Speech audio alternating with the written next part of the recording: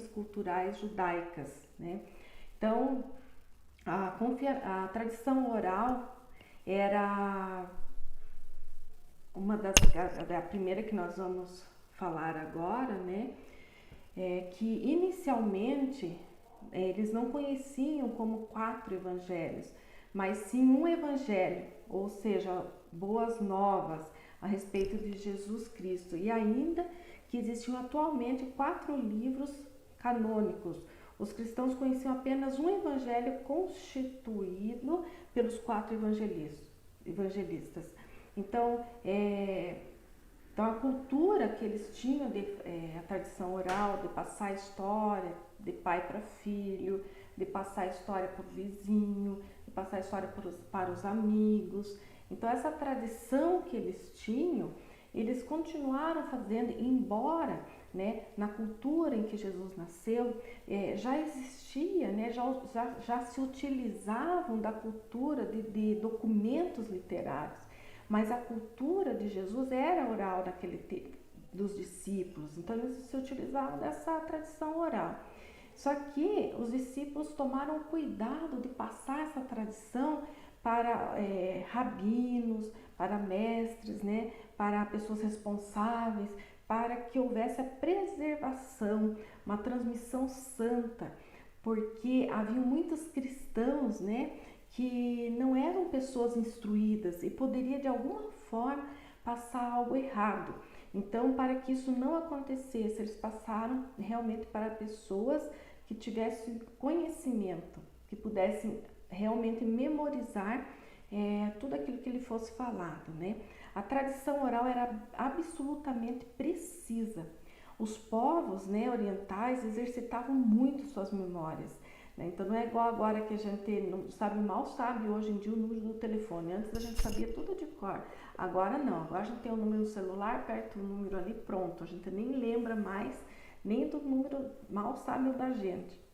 Eles não, eles sabiam até a vírgula, a pausa de cada palavra ali. Então eles decoravam, recitavam, eram operações normais, para se transmitir o texto assim com a maior precisão que pudesse. Tinha que ser, todo mundo tinha que falar igualzinho.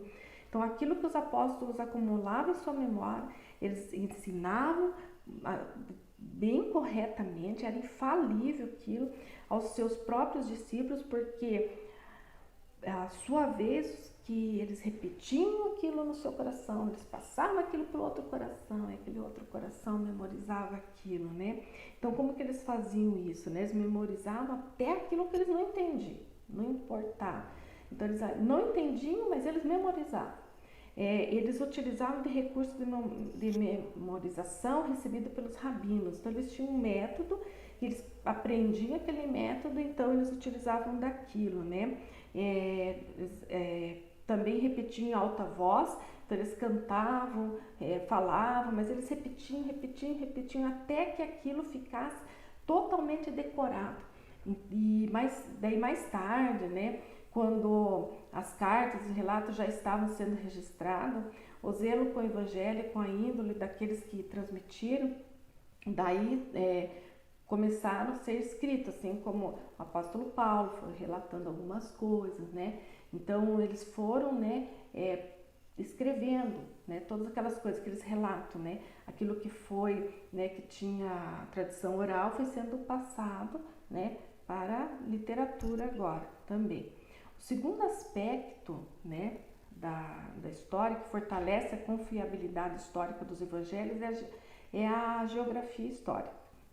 Então, Jesus é um homem de carne e osso. Então, ele viajou por muitos lugares, com locais específicos, ele interagiu com pessoas, ele tinha muita gente conhecida, ele tinha parentes, então ele ia para lá, ia para cá, ele viajava, então ele por muitos lugares. Então o que aconteceu? Então os evangelhos, né? Então ali houve muitas menções de nomes de lugares por onde ele passou, onde ele viveu, onde ele nasceu, embora a cidade dele, Nazaré, né, a vila lá de Nazaré, não é registrada no mapa. Mas o que aconteceu? Essa aldeia lá, essa vila foi encontrada num lugar, né? Lá foi encontrada, onde foi descoberta ali 23 tumbas, né, ali, que possivelmente era um cemitério naquele lugar ali.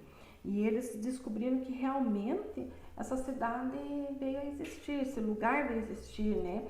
Então era um cemitério ali, confirma o fato de Nazaré, né? Então, todas as citações que tem na Bíblia que fala a respeito de Jesus, por onde ele andou, por onde ele passou, né? Se a gente for procurar nas nossas na geografia histórica bíblica, se a gente for procurar na internet, ela tem a confirmação bíblica, né? Então, quando aquela mulher hemorrágica lá, por exemplo, ela tocou em Jesus, ela ficou atemorizada ali. Ela ficou atemorizada porque ela sabia da impureza dela. E era lei que ela não podia tocar. E quando ela tocou em Jesus, ela ficou atemorizada porque ela sabia da sua impureza. E Jesus a despede tranquilo, né? Porque ele estava impuro, porque ela tinha tocado pela lei. Mas quando ela sai curada, ela percebe que realmente Jesus tinha tocado nela, né? Um dos milagres que Jesus fez, que até quando a gente não estuda um pouquinho, como a gente tem feito, foi quando Jesus mandou Pedro, né, pescar o peixe e da boca do peixe tirar a moeda para pagar o imposto dele e de Jesus.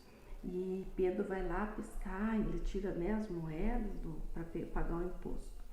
E quando vai se verificar, vai falar, como é que pode? Na boca do peixe tão pequenininho, vai ter vai ter moeda ali dentro, né?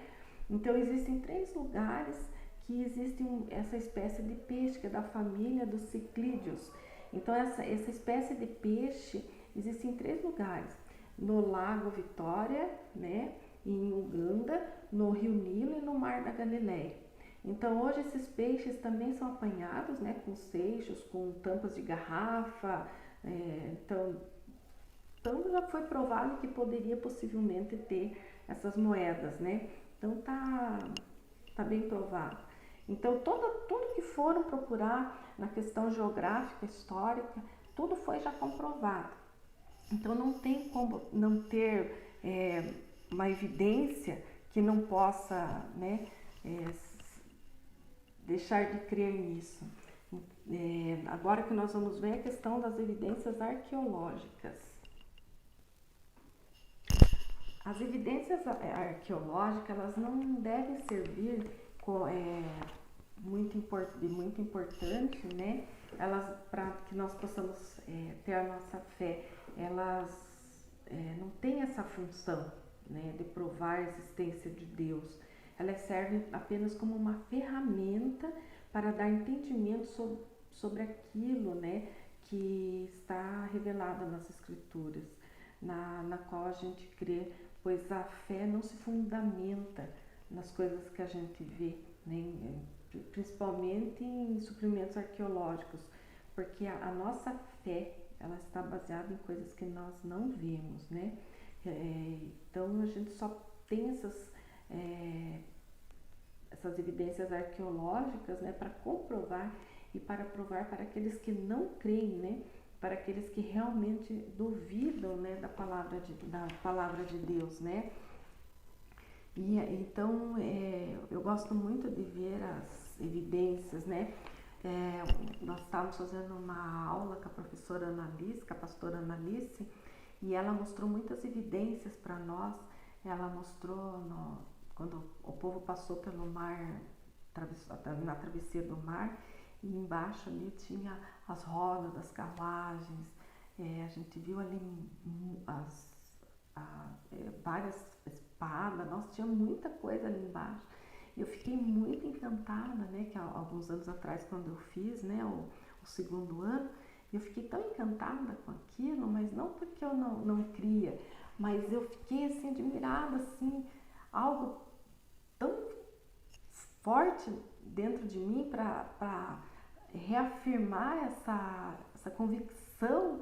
Então, se alguém fala, isso não existiu, como já falaram para mim, que o mar nunca abriu assim, de tempos em tempos ele abre. Eu tô nem aí se de tempos em tempos ele abre ou não. Eu sei que ele abriu no tempo certo, então, para o povo de Deus passar. E eu sei que se precisasse de novo, Deus abriria aquele mar de novo, né? E tá lá a prova, tem, né, essas evidências. Tá lá no fundo do mar para comprovar que realmente o povo passou por ali, né? E tem ali, ó, que foi encontrado no livro mesmo, né, na página 19, vocês vão ver ali algumas referências, né, que em 1961 existiu ali, tem uma casa que eles foram encontrar ali, que encontraram a casa de Pôncio Pilatos. Eu fico encantada com isso, porque tem muita gente que duvida, né, que Deus fala na Bíblia, dessas que aconteceu há tantos anos atrás, e por que não encontraram isso ou não encontraram aquilo, como Nazaré, como não encontraram. Mas já foi encontrada a casa de Pedro, porque tem as inscrições, Cafarnaum. Então vocês vão ver no livro de vocês, na página 20 ali também, né, fala sobre Cafarnaum, tanque de Betesda, sobre Nazaré. Então vale a pena dar uma lida ali sobre essa arqueologia, a história da arqueologia ali, dá pra gente encontrar ali bastante coisa. A aceitação do cânon do Novo Testamento a respeito dos livros inspirados por Deus, ele era passado, né, oralmente. Então, o que aconteceu? Ele foi se enfraquecendo por motivo de que as primeiras gerações elas foram morrendo. Outros começaram daí eles a dependerem mais e mais, né, das histórias escritas, de ensinamentos aí distribuídos pelas igrejas. Então eles começaram a depender disso cada vez mais, né? E então o que aconteceu? Os apóstolos, o apóstolo Paulo, por exemplo, os líderes de igreja começaram a enviar essas cartas, né?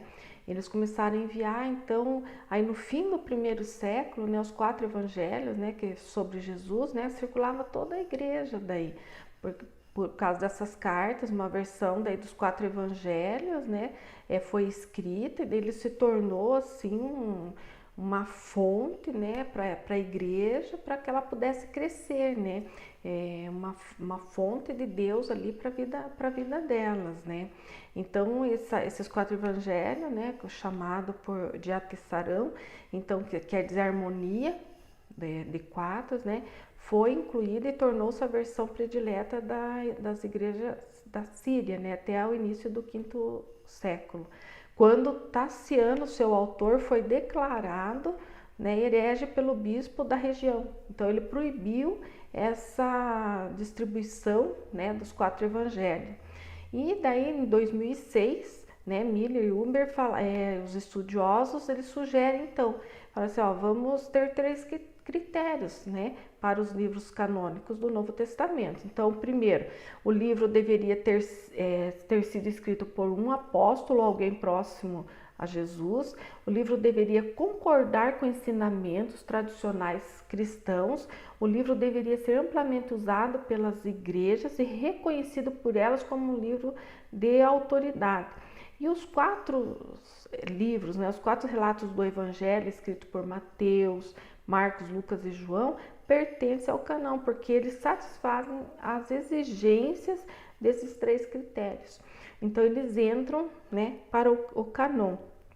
Então tal escolha não se deu assim como uma resposta imediata às pessoas que dizem, as heresias, há heresias e tal. Não. A escolha foi depois de 2006, porque os livros eles se encaixavam totalmente aos critérios que eram exigidos, que foi exigido, né? E os outros 23 livros também se encaixaram, mas muito antes, né, de entrar esses critérios, a igreja já havia aceito todos os 27 livros, né? esses 4 mais os 23, né, os 4 evangelhos mais os outros 23, a igreja já havia aceito esses livros, então Deus já tinha colocado no coração dos cristãos. E daí depois que esse concílio, né, colocou, não, esse realmente é certo, está batendo, né, com tudo isso que a gente está colocando, então tá tudo certo. Então vamos, agora eles realmente são inspirados, então a gente vai utilizar esses livros, né? Então a igreja já tinha isso no coração. Então aí a igreja começou a se reunir, né, para adorar a Deus, as congregações liam, né, as escrituras, liam principalmente a parte que falavam, né, das profecias que apontavam para Jesus, né, tudo que falava da parte dos milagres de Jesus, do que ele fazia, e então isso aumentava a fé, então eles queriam ouvir a respeito disso, então eles selecionavam algumas partes da Bíblia, uma delas eram aquelas que eram mais respeitadas, que se alinhavam mais com os ensinamentos tradicionais cristãos, que era a vida diária, como que eles deveriam se comportar, aquelas que eram mais úteis para a igreja local, aquilo que a igreja mais precisava naquele momento. Daí no século III, né, no início do século III, né, uma pesquisa desenvolvida pelo teólogo Orígenes, né, ele começa a fazer uma pesquisa a respeito de alguns livros, né, da Bíblia, né? Então ele pegou e fez uma pesquisa e ele viu as categorias deles, né, livros aceitos, livros questionados, livros não confiáveis, né? E no primeiro grupo dos livros cristãos, né, que ele viu, estavam os 4 evangelhos, né, que apareciam no canon do Novo Testamento, que eram os livros mais aceitos, que eram mais estudados pela igreja naquele momento, né?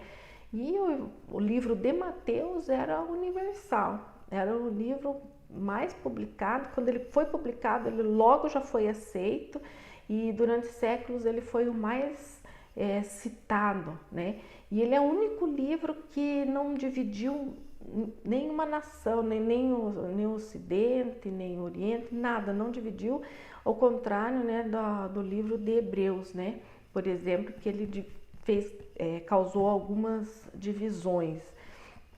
Daí bem lá por 1997, Carson, Moon e Morris, eles afirmam que até o final do segundo século, todos os 4 evangelhos canônicos foram aceitos, não somente como autênticos, mas também como escrituras em pé de igualdade, como as escrituras do Antigo Testamento.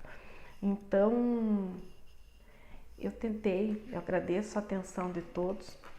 Eu tentei passar para vocês uma aula que eu não consigo dar o capítulo inteiro em 2h30, quanto mais em 40 minutos.